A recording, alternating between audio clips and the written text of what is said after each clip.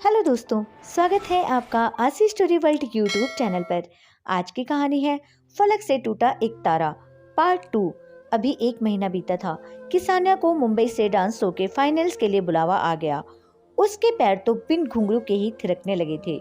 वह तो एक एक दिन गिन रही थी फिर से मुंबई जाने के लिए। अब डांस फाइनल शो का दिन आ ही गया।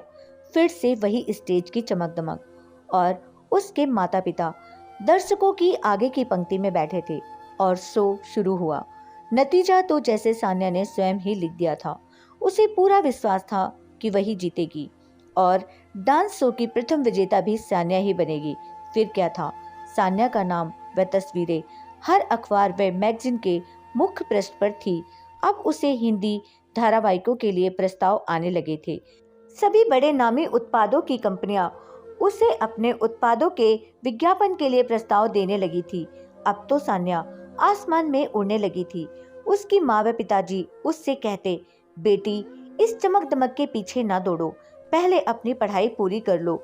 लेकिन सान्या कहती, पिताजी ऐसे सुनहरे अवसर बार बार थोड़े ही मिलते हैं, मुझे मत रोकिए।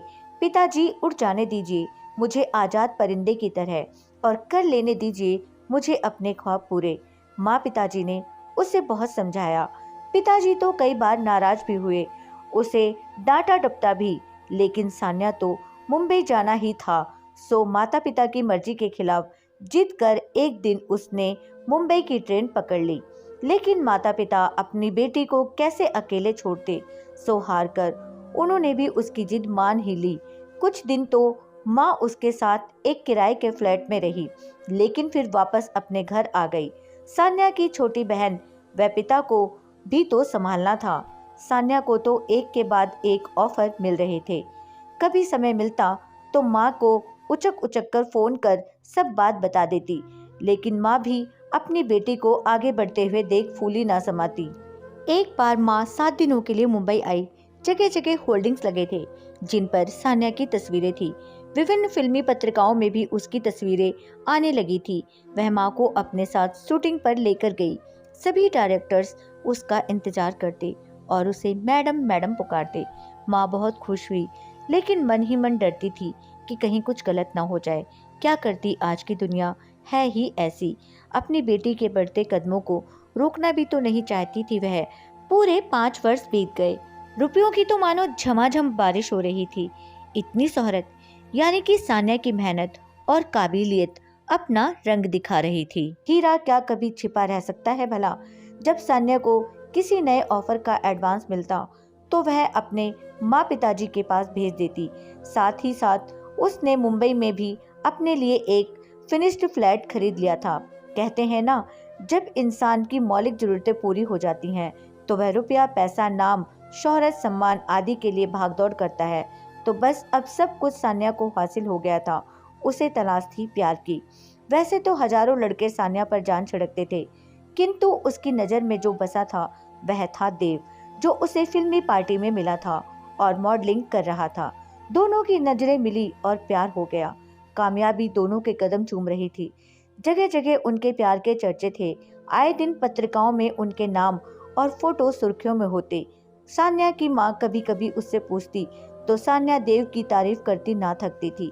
माँ सोचती कि अब सान्या की जिंदगी उस छोटे से कस्बे के साधारण लोगों से बहुत ऊपर उठ चुकी है और वह तो कभी भी साधारण लोगों जैसी थी ही नहीं।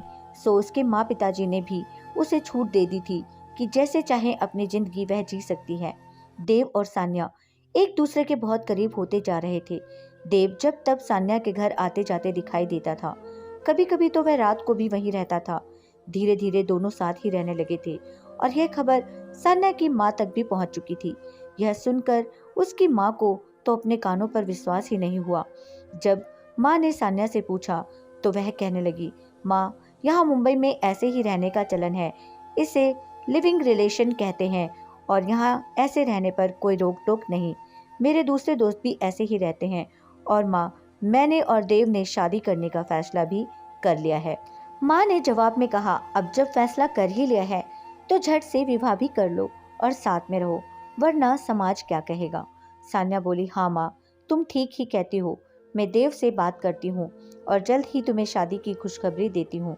अगले दिन जैसे ही देव ने सान्या के मुंह से शादी की बात सुनी, वह कहने लगा, हाँ हाँ, क्यों नहीं, शादी तो करनी ही है, लेकिन इतनी जल्दी भी क्या है सान्या, थोड़ा हम दोनों और सेटल हो जाएं, फिर करते हैं शादी।